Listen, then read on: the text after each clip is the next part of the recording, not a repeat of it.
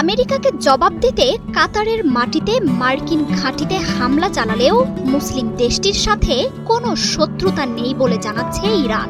শত্রুর সাথে বজ্রকঠিন থাকলেও মুসলিম বন্ধুর সাথে কোনো শত্রুতা রাখতে চায় না ইরান। হামলার পর কাতারের আমিরের সাথে কথা বলে এজন্য দুঃখ প্রকাশ করেছেন প্রেসিডেন্ট মাসুদ পেজেশকিয়ান। অন্যদিকে ইসরায়েল আর যুক্তরাষ্ট্রের বিরুদ্ধে ইরানের চোখ ধাঁধানো সাফল্যের পর ইরানি প্রেসিডেন্টের সাথে ফোনে কথা বলেছেন সৌদি যুবরাজ সালমানও। আত্মসমর্পণ আর আয়াতুল্লাহ খামেনিকে হত্যার হুঁশিয়ারির পর ইরানে সরাসরি মার্কিন আক্রমণের জবাব দিতে একটুও সময় নেয়নি ইরান। মধ্যপ্রাচ্যে মার্কিন সবচেয়ে শক্তিশালী ঘাঁটি কাতারের আল উদেইদে ব্যালিস্টিক মিসাইলের হামলা চালায় আইআরজিসি। ক্ষয়ক্ষতি না জানালেও ইরানের এমন জবাবে থমকে যায় যুক্তরাষ্ট্র। ঘটনার পরই ইরান জানায় এই হামলা কাতারের বিরুদ্ধে নয়, বরং মার্কিন স্থাপনার বিরুদ্ধে।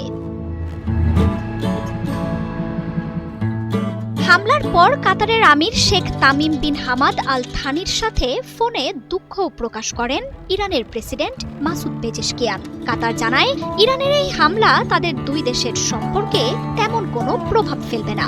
এমনকি যুক্তরাষ্ট্র আর ইসরায়েলের শান্তি প্রস্তাব নিয়ে ইরানের সাথে মধ্যস্থতাও করে কাতার।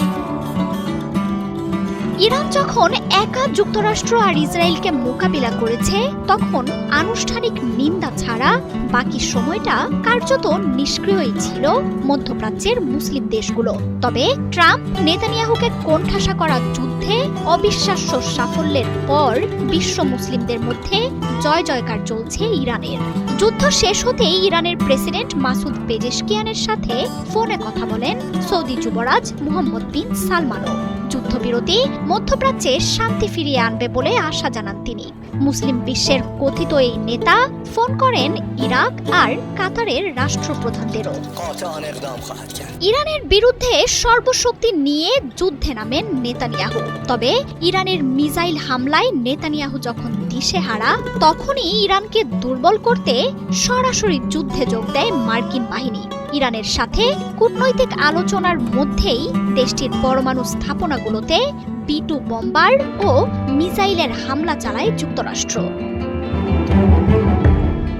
মধ্যপ্রাচ্যে বাকি সব মুসলিম দেশ ইরানের তুলনায় সামরিক শক্তিতে প্রায় সমকক্ষ, কিন্তু ইরানের বিরুদ্ধে যুক্তরাষ্ট্র আর ইসরায়েলের যৌথ আগ্রাসনেও সৌদি, মিশর, জর্ডান, তুরস্ক, সংযুক্ত আরব আমিরাতের মতো শক্তিধর দেশগুলো ছিল নিষ্ক্রিয়।